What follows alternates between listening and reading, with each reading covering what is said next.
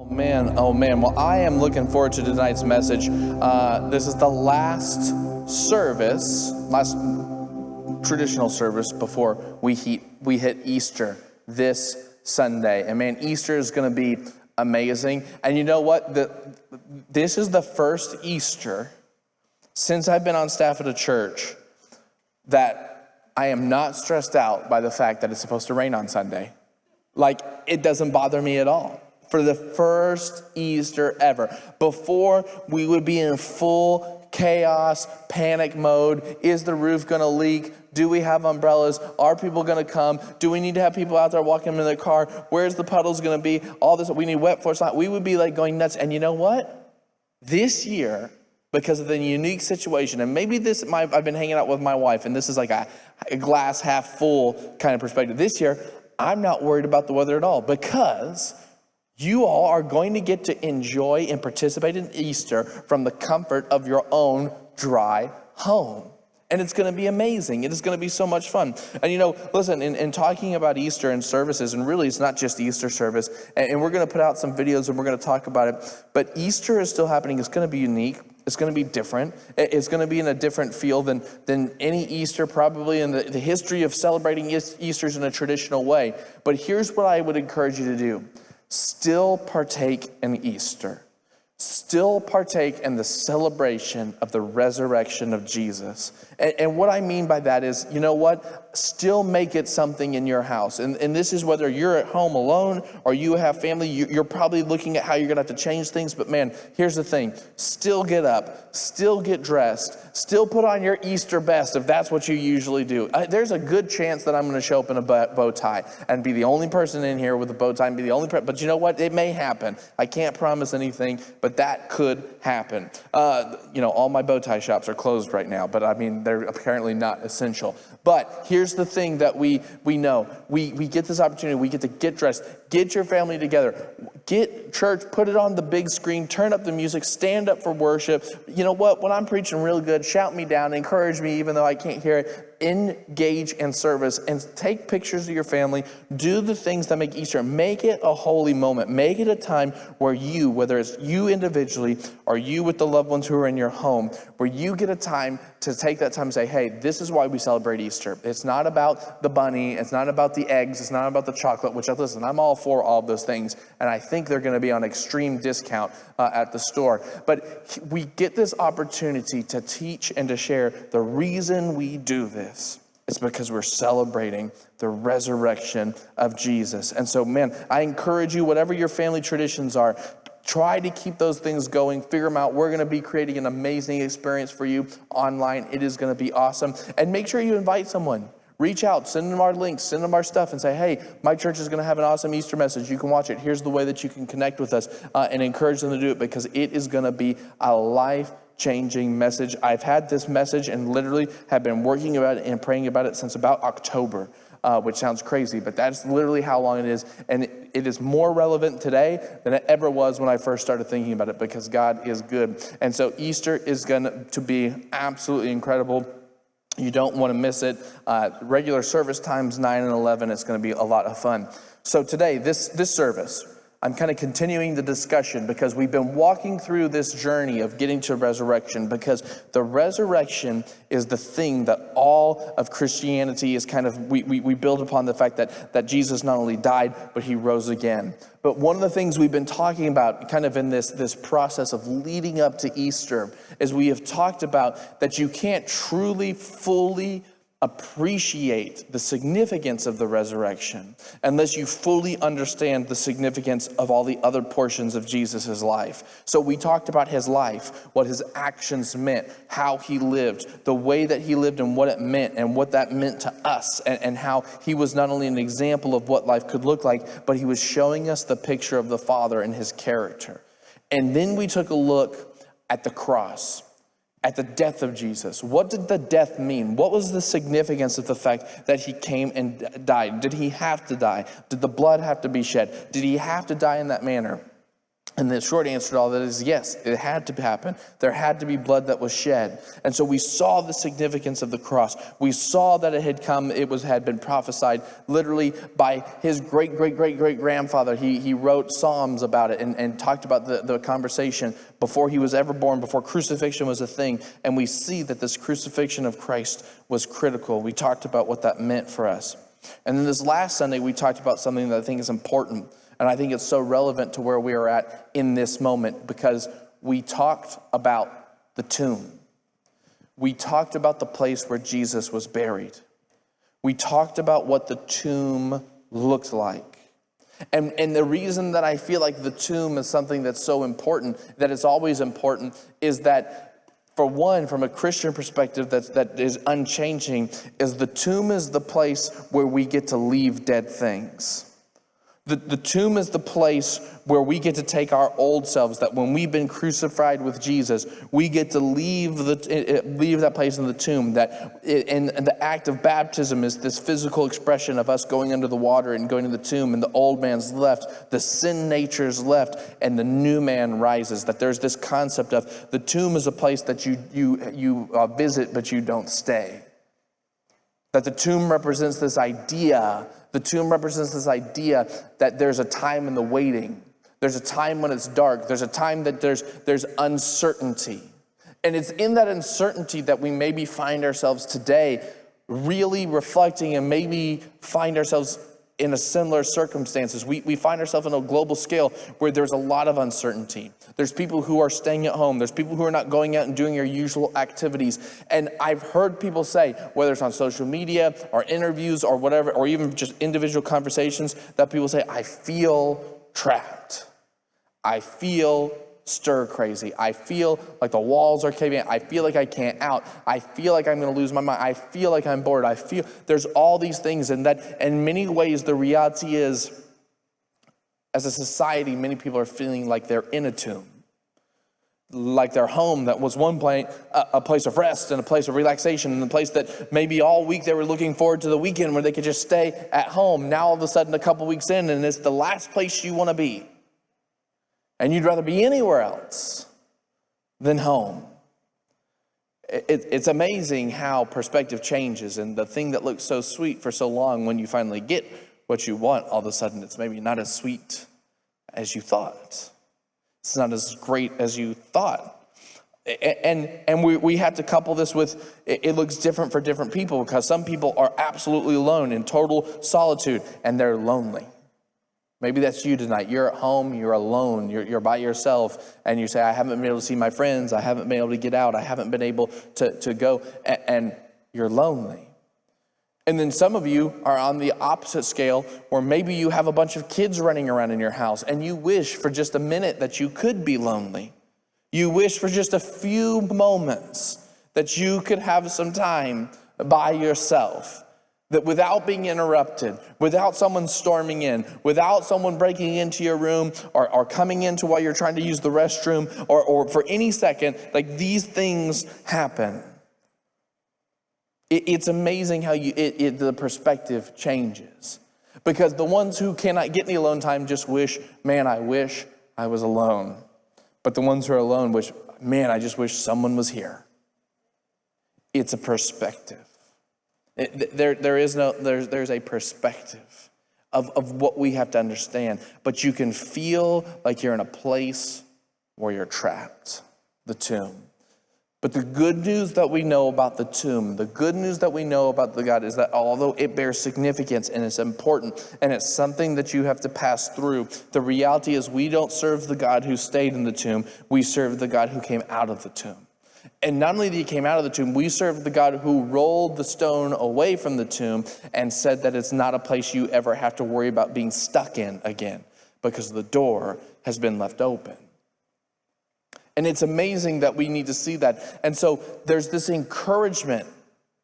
And why I think Sunday is going to be so important, because there's an encouragement that can be found in the resurrection, in the hope that comes from the resurrection. But the thing is, we cannot miss the significance and the importance of the moment in the tomb.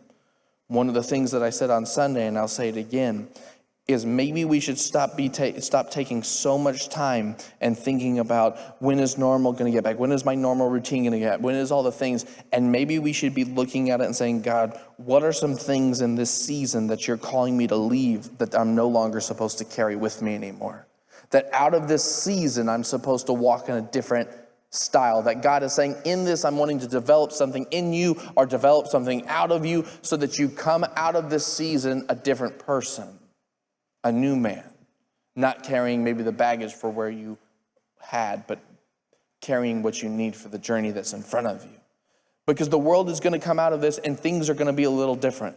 Things are going to look a little different. Everything's not going to go back to normal as business as usual. This is not something that is not going to leave its mark. There will be marks. There will be different. This isn't a negative perspective. This is a reality. Everything will not look the same, but it doesn't mean that it can't look better.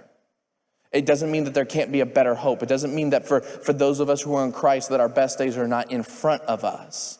Like, we can understand that God has something that is incredible. And so we need to know and realize that this process of waiting is a process that God is all too familiar with.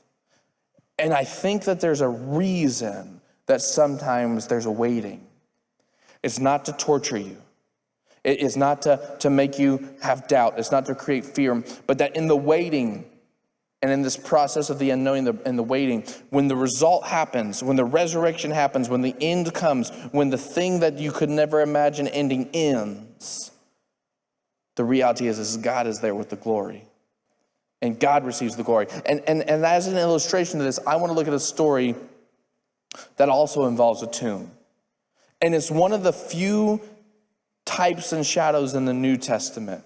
If you don't know what I'm talking about, in the Old Testament, it's filled with stories that happened, that are true, that are factual, that are historical, that we believe as Christians that they actually happened. But not only do they have the story that they actually happened, we see in the whole Old Testament these things that they call types and shadows, that they are representations, they are character representations of Jesus and what he's going to do under the new covenant. You see them throughout the entire Old Testament, this picture of a Jesus or a Christ figure. But there's not many of those in the New Testament. But this story shows something that is kind of a type or a shadow, or you could even say, because it's so close, really a dress rehearsal of what's about to happen. And it's found in John chapter 11. And we're going to read a lot of it tonight. And this is the story of Lazarus. And you probably have heard this story if you grew up in church. It's a big one in children's church. We like it. We get toilet paper. Back when you could just use toilet paper like it was disposable, you would get toilet paper and you would wrap people up in it to make them look like they've been buried. We can't do that anymore. That toilet paper is too valuable. That's like wrapping people in gold. But back when you could just, toilet paper hung on trees and stuff, you would wrap everyone did. We probably did in DK. Pastor Chad probably at some point came wrapped in toilet paper to pretend to be Lazarus coming out of the tomb, or he had another volunteer. Like, we do it a lot because it's this very dramatic moment. But there's a lot in this story that I want to look at. Also, we can't forget the Carmen song, Lazarus, Come Forth. I mean, one's another one that I should have Pastor Chad sing at some time. But John 11, verse 1 says this. It says, a man named Lazarus was sick. He lived in Bethany with his sisters, Mary and Martha. This is Mary who later poured the expensive perfume on the Lord's feet and wiped them with her hair. Her brother Lazarus was sick. This is also the Mary and Martha that we hear, when Jesus came and he was teaching, and Mary was sitting at the feet of Jesus, and Martha was busy cooking and cleaning, and Martha went and complained about her sister being lazy, and he said, no, she's picked the better thing. This is the same family, Mary and Martha and their bro Lazarus. So the two sisters sent a message to Jesus telling him, Lord, your dear friend is very sick. This is important. This isn't... We see a lot of times where people are sending messages to Jesus. Hey, my son's sick, my servant's sick, my slave's sick. All these different things. And they would send these messages. Can you come heal him? Can you come heal him? But this is one of the few things where it says your dear friend. And it's not trying to pull favor. Jesus was in a deep relationship with Mary, Martha, and Lazarus. They were friends. He loved them. And we'll see this fact come out later in the story. That this wasn't just a stranger. This wasn't like, oh, I love them because, I'm the Son of God and all these are the children. Like, no. He had a relationship with them. And they called upon that. Your dear friend is very sick. But when Jesus heard about it, he said, Lazarus' sickness will not end in death. No, it happened for the glory of God, so that the Son of God will receive glory from this. That's interesting. He never says that Lazarus won't die. He just says it won't end in death. So, although Jesus loved Martha, Mary, and Lazarus, he stayed where he was at for 2 days. Finally, he said to the disciples, let's go back to Judea. But his disciples objected. Rabbi, which means teacher, they said, only a few days ago the people in Judea were trying to stone you. Are you going there again? So here's the thing you have to understand about the disciples. They were human and they were selfish. If we go back just a few days before this, just a few chapters, in fact, before this, we can see that Jesus was in Judea. He was ministering. He was doing his thing, ministering, healing, talking about all this stuff. And the people got upset and they were going to stone him. They wanted to stone him. But here's the thing you have to know. They probably weren't just going to stone Jesus. They were going to stone his crew, which would happen to be his disciples. So when they got out of there, they were happy they were not in Judea anymore. They did not want to be in that area anymore because they were afraid that they were going to get stoned for being associated with Jesus. So they were happy to not be there. So when they came with that message, like, hey, your friend Lazarus is sick, and they said, well, okay, I'm going to wait. And he didn't go back. They were happy, like, yeah, man, we don't want to go back to that place. We could get stoned. And I don't mean stoned like all the medical, like dispensaries that we have around here. I mean like they take rocks and they hit people, like they kill people with them, right? This is serious. This is like death, boulders and such. So he said, let's do this. But when Jesus said, okay, 2 days later, let's go back. They didn't say, oh, but maybe he's dead. Or they didn't say, oh, good, he's your dear friend. We love him so much. He's our friend too. Most people believe that he and his family were financial supporters of Jesus and the ministry. Like they were helping pay for all this. So the disciples were eating off of their money. Like they should have been like, oh yeah, we love Lazarus. We need to go back. The first thing that they say is like, oh man, like, Jesus, you sure want to go back? Because you could get killed there. And if you get killed, we could get killed. So maybe we should go somewhere else. Galilee's always nice this time of year. Like anywhere, we could go anywhere. But Jesus replied, there are 12 hours of daylight every day. During the day, people can walk safely. They can see because they have light of this world. But at night, there is a danger of stumbling because they have no light. Then he said, and which is interesting, it just throws that in there. Then he said, our friend Lazarus has fallen asleep. But now I will go wake him up. And the disciples man, you just got to love them.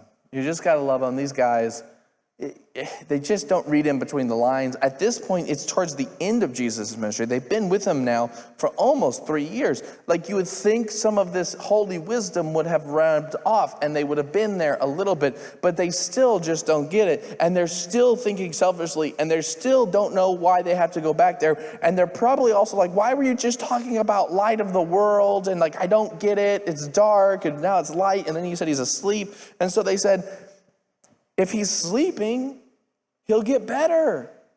So we definitely don't need to go back. Like sleep is good. Jesus, he's gonna be fine. They thought Jesus meant Lazarus was simply sleeping, but Jesus meant that Lazarus died. So then, I love this, he told them plainly, Lazarus is dead. Like Jesus had to just sometimes just have his life was just the palm fist emoji. Like, just like, what is going on with these people. Like, I try to speak in an eloquent way, and you never get it. Like, I just have to be very, very direct with you. So he's like, Lazarus is dead. And they're like, oh. And for your sakes, I'm glad I wasn't there. This is interesting. This is where it starts to get interesting. For now you will really believe. Come, let's go see him. I want you to remember this verse because I'm going to reference it in a minute. For your sakes, I'm glad you weren't there. For now you really believe. Come, let's go see him. Thomas, nicknamed the twin, said to his fellow disciples, let's go too and die with Jesus. This guy's still confused. He still doesn't know what's going on. Thomas just still thinks that Jesus is going to die because Lazarus is asleep. He doesn't know. He's confused. When Jesus arrived at Bethany, he was told that Lazarus had been in his grave, his tomb, for 4 days. For 4 days. Bethany was only a few miles down the road from Jerusalem, and many of the people had come to console Mary and Martha in their loss. When Martha got word that Jesus was coming, she went to meet him, but Mary stayed in the house. Martha said to Jesus, Lord, if only you had been here, my brother would not have died. It's a pretty harsh statement. I mean, it's coming from a place of emotion. You can understand her brother just died. She believes in Jesus. She believes in Jesus. In fact, let me read this and we're going to kind of put it all in context. But even now I know that God will give you whatever you ask. Jesus told her, your brother will rise again. And she said, yes, Martha said, he will rise when everyone else rises at the last day. Jesus told her, I am the resurrection and the life. Anyone who believes in me will live even after dying. Everyone who lives in me and believes will never ever die. Do you believe this, Martha? Yes, Lord, she told him. I have always believed you are the Messiah, the Son of God, the one who has come into this world from God. There's a lot here. This is one of the most in-depth theological discussions that's recorded that Jesus had with any individual, and he has it with Martha. And the reason that I say that I think she maybe has the better belief, I think she definitely has more belief than the disciples. The disciples are with Jesus every single day for 3 days, and they don't even know what he's saying half the time. And yet she comes here, and she is wounded, and she says, if you had been here, my brother wouldn't have died. She had so much belief in Jesus, she knew that if Jesus was there and she saw Lazarus sick, he would have been incapable, because of the character of Jesus, he would have been incapable of not healing Lazarus. But remember, Jesus said, I'm glad for your sake, his disciples, who don't know what's going on, who can't seem to get it straight, and who are struggling with belief at every time. He said, for your sake, not for Lazarus' sake, not for Mary and Martha's sake, not for my sake, but for your sake, I'm glad I wasn't there, because you're going to go see something that is going to help you believe. Because you don't believe. But Martha, she says, after this very deep statement that Jesus says, I'm the resurrection and the life, this whole concept, this whole Christianity in just a few verses right here, she says, I've always believed that you're the Messiah. Do you know how long it took for just one of the disciples to say that? To figure it out? Peter didn't realize it until they're on the Mount of Transfiguration, and Elijah and Moses are there and God's speaking in front of him. And then all of a sudden he's like, God, nailed it. I always had a suspicion, but now I'm sure. But Martha already knows, already believes, 100%.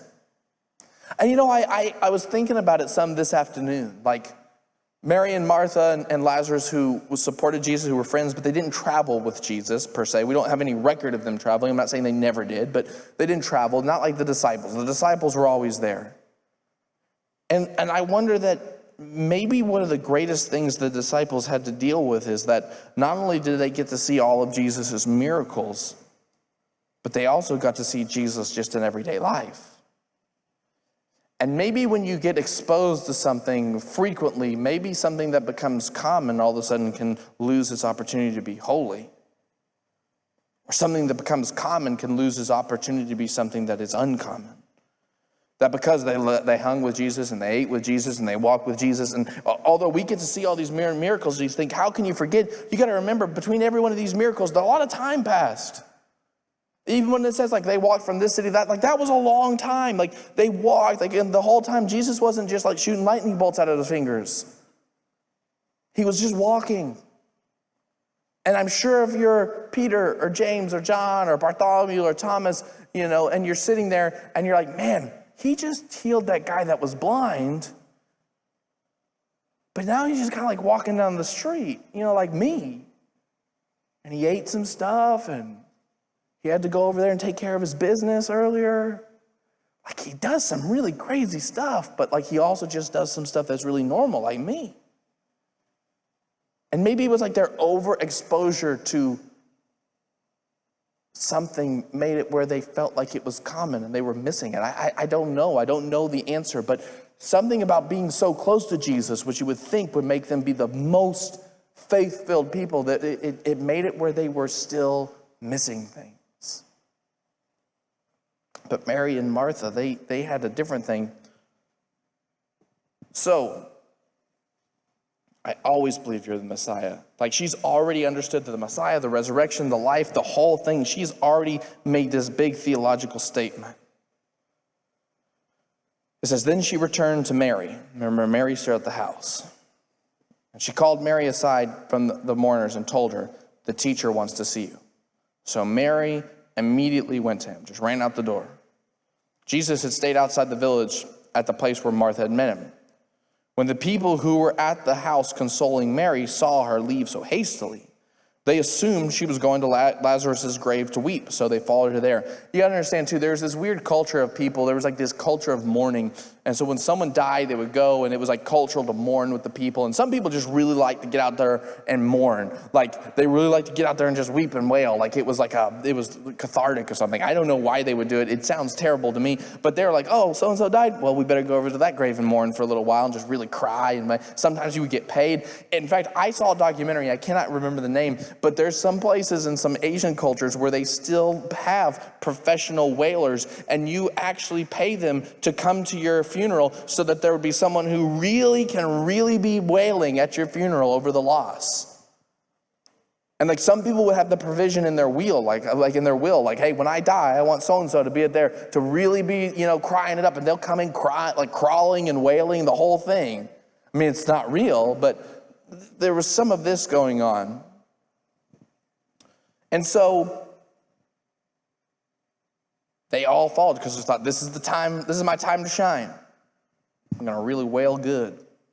But when Mary arrived and saw Jesus, she fell at his feet and said, Lord, if only, but same thing, Lord, if only you'd been here, my brother would not have died. Man, 2 times. That's hard. This is harsh. This is emotion. This is real. This is why you should never be afraid to talk to God from your place of vulnerability and from truth. And whatever you're experiencing in this moment, and no matter what kind of fear you're dealing with, or no matter what questions you have, or you may be in this time of all this virus and chaos, you're saying, God, where are you? Why aren't you showing up? It is okay to talk to God, because 2 of his friends right here have both come and looked him in the eye and said, if you were here, my brother wouldn't be dead. That wasn't coming from a place of awe or wonder or of great fear. It was coming from a place of vulnerability and truth. And they looked at him and said, where were you? And guess what? Jesus didn't get his feelings hurt. Jesus didn't say, you know what, I'm leaving. You're too much. Why are you talking to me like that? He didn't smite them. Lightning bolts didn't come down. In fact, he just talked with them. My brother would not have died. When Jesus saw her weeping and saw other people wailing with her, a deep anger welled up within him, and he was deeply troubled. Now this verse 33, this is a very, very confusing verse. It's complicated because this translation is not necessarily wrong, where it says a deep anger welled up within him.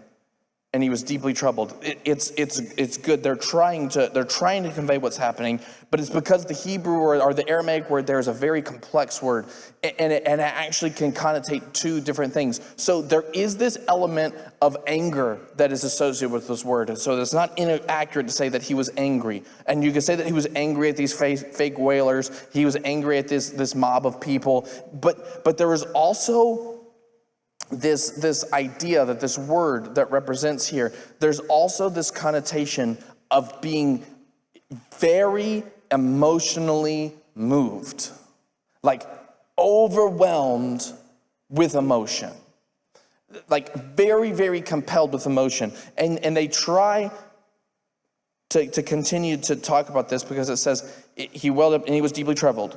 So he says, where have you put them? He asked them, and they told him, Lord, come see. And then verse 35, and this is where they're still trying to put all this stuff. We have the shortest verse of the Bible. Jesus wept. Jesus did not weep because he was angry. These weren't angry tears. These were full, emotional, full-fledged feelings, an overwhelming sense, and tears. That when he saw Martha and when he saw these people and when he realized what was going on, when he was there, it wasn't that he didn't know, obviously he knew, but when he was there and he was experienced with the emotion, he was overwhelmed with tears. That is why when the Bible says that you are blessed in the fact that you have a high priest that was fully man and who has experienced all emotions yet did not sin. That Jesus is never like, I don't know why you're acting like this. I don't know why you're feeling like this. No, you have a high priest who's at the right hand of God who says, I know exactly how you're feeling because I felt the same thing. I felt that. I felt this like overwhelming emotional thing to the point where he was moved to tears. And here's the thing. If you're a logical person and you're just like, oh, like he was coming to raise Lazarus from the dead. He already said it. He already knew what was going to happen. He knew Lazarus was not staying in that grave. And yet in that moment, even knowing what the future had, but knowing the past and knowing the moment, because when something's in a tomb, it can be overwhelming. It can be overwhelmed with emotion. Jesus wept. The people who were standing nearby said, see how much he loved him. But some said, this man healed a blind man. Couldn't he have kept Lazarus from dying? Questions, questions, questions. It's never good enough. It's never good enough. Jesus was, so again, verse 38, we have another word. Jesus was still angry when he arrived at the tomb. A cave with a stone rolled across its entrance. Isn't it interesting? All of a sudden, Lazarus is dead. Lazarus is in a tomb. Lazarus has been there for multiple days. A stone has been rolled in front of it. It's a dress rehearsal. This is the beginning. This is the shadow. This is Jesus showing and making a statement that Jesus has power even over death. Roll the stone aside, Jesus told them. But Martha, the dead man's sister, which I love how they tried to remind us, we forgot who Martha was from 3 verses before. Martha, maybe you forgot about her. She's the dead one's sister. It's yeah, we just were talking about her 3 verses before. Come on. Sorry, Lord, I shouldn't question the Holy Scripture. The dead man's sister protested. Lord, he has been in there for 4 days. The smell will be terrible. You know, Martha was the sensory person of the group. In my group, in my whole family, we're all there. But Vivi, she is the one that she has the smell. She can smell things. She is like a bloodhound. She smells anything. And she's do you guys smell that? We no, I don't smell anything. And then she's like sniffing around. She finds stuff. She does good smells, bad smells. She will sniff it out. My boys have no choice but to be clean all the time. There's no yeah, I showered. Did you use soap? Yeah, no. She'll know from across the room. It is serious business. And that must have been Martha at this point. She's he's dead. He's been dead. It's going to smell terrible. Jesus responded, didn't I tell you that you would see God's glory if you believe? This is the third time, because he told this to the disciples, he told this to Martha, and now he's telling it again. So they rolled the stone aside. Then Jesus looked up to heaven and said, Father, thank you for hearing me. You always hear me, but I said it out loud for the sake of all these people standing here, so that they will believe you sent me. It's a very interesting verse. But Jesus says this out loud. That he says, God, I'm saying this out loud, not because I need to, but because I just want everyone else to know what's happening real quick so there's no questions about it later. You always hear me. I don't need to say it out loud. Which is interesting because there's been a whole lot of weird like I grew up with about prayer and hearing some weird teaching about prayer and people meaning well, but there's all sorts of if you don't say it out loud, it doesn't count. If you don't say it this way, if you don't start here, and if you didn't enter the gates here, and the courts through here, and then you didn't do this, if you didn't pray just right, it's not going to count. But Jesus is like, I'm only saying this out loud for their good, because I know you always hear me. Which insinuates that Jesus would pray all the time and not say things. Because Jesus would have conversations. And listen, sometimes you need to say something out loud, not for God to hear you, but for you to hear yourself saying what you're saying out loud. And you need to be stirring yourself out because you need to hear it. God doesn't need any help hearing. He hears your innermost thoughts. He hears your innermost thing. He knows the secrets in your inner, deepest parts of your heart and mind.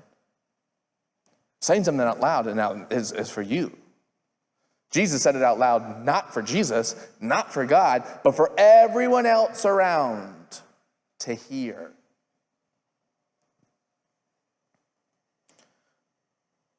Then Jesus shouted, Lazarus, come out. And the dead man came out, his hands and feet bound in grave clothes, his face wrapped in a headcloth. And Jesus told them, unwrap him and let him go.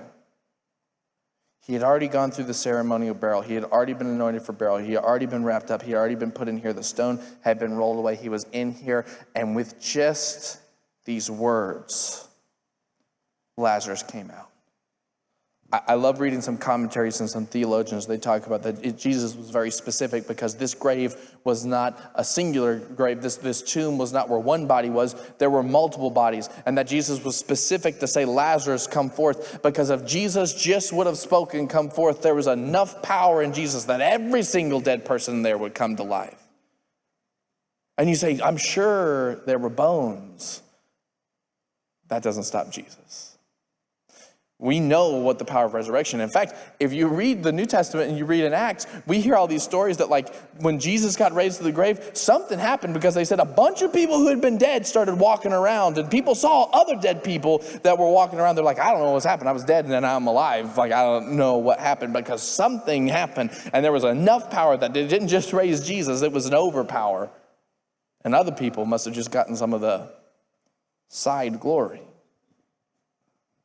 And all of a sudden, Lazarus is out and about. In the very next chapter, a little later in the story, we see that Jesus is at a meal, just chilling, and Lazarus is there, eating with him, hanging out.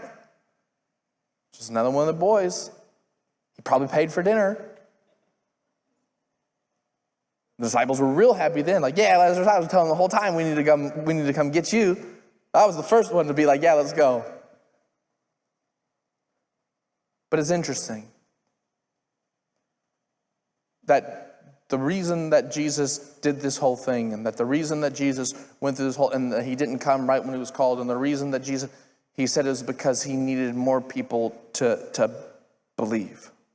Not that he needed more people to build up enough faith that he could do a miracle, that the result of someone being called out of a tomb would cause more people to believe in the Father than the result of just a mere miracle. that the something about the tomb shows something, because miracles somehow we can maybe logic away, and we can maybe say, oh, well, that's pretty cool, but I can try to do it. But there's something about when something is in the tomb and it's dead and there's a gravestone rolled over the front of it, there's something all of a sudden that logic can't remove. And all of a sudden, it's no longer a coincidence, but it is something that miraculous, and that the only thing that can explain it is that God did something incredible in that moment. That gravestone that was rolled away says that Lazarus was alive. And all of a sudden, Lazarus is walking around. And I don't know what Lazarus' thoughts were, and I don't know what people said when they saw Lazarus. Like, hey, he was dead last week for 4 days.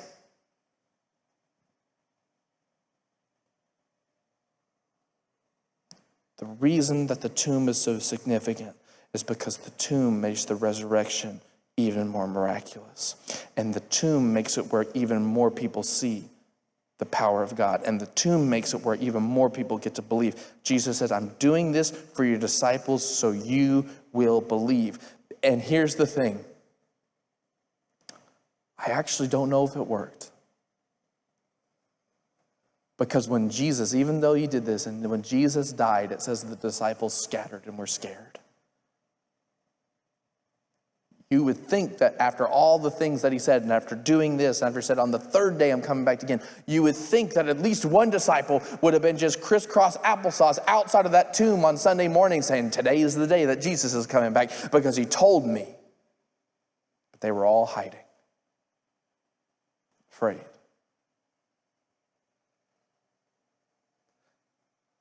But for us today, we understand that Jesus is alive.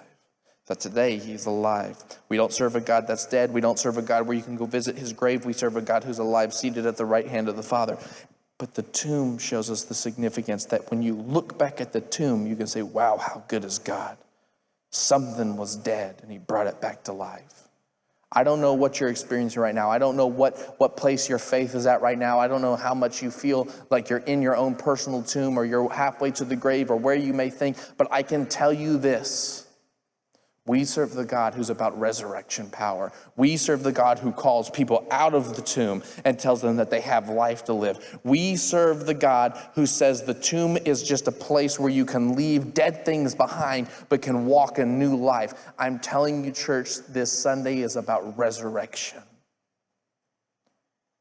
And I believe that we're going to see it, the power of it, in our families, in our hearts, in our minds.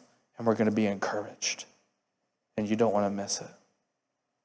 Father God, thank you for today. Thank you for Jesus. Thank you for his life. Thank you for his death. Thank you for his burial in that tomb. Thank you that that tomb could not hold him down, Father. That stone was not big enough. Nothing could stop the resurrection power. And that even though this Friday we have a time of reflection on the death of Jesus, Sunday we get to celebrate the resurrection. That when we come to this Good Friday, we can realize the reason it's called Good Friday is because Good Friday is what set up Resurrection Sunday. It was what happened in that tomb on that Good Friday that made it where the significance of Resurrection Sunday happened. Lord, show us in our lives the things that are in the tomb right now, but that are only going to be more powerful when we see the resurrection power in our lives coming up. We love you. It's in Jesus' name we pray. Amen and amen. Listen, church, we love you so much. Don't miss Easter. It is going to be absolutely amazing. And for those of you who want to see it, Facebook Live tonight, 9 o'clock. My wife and I are going to be talking, sharing with you about what we're believing for Easter, what we're praying for, the 3 things that we would love for you to partner with us in prayer, and also just talking about what's going on in the lives and giving you updates and different stuff. So you are loved, you are blessed, you are prayed for. If you need anything, reach out to your church family because we love you. Have a great night, and we will see you soon.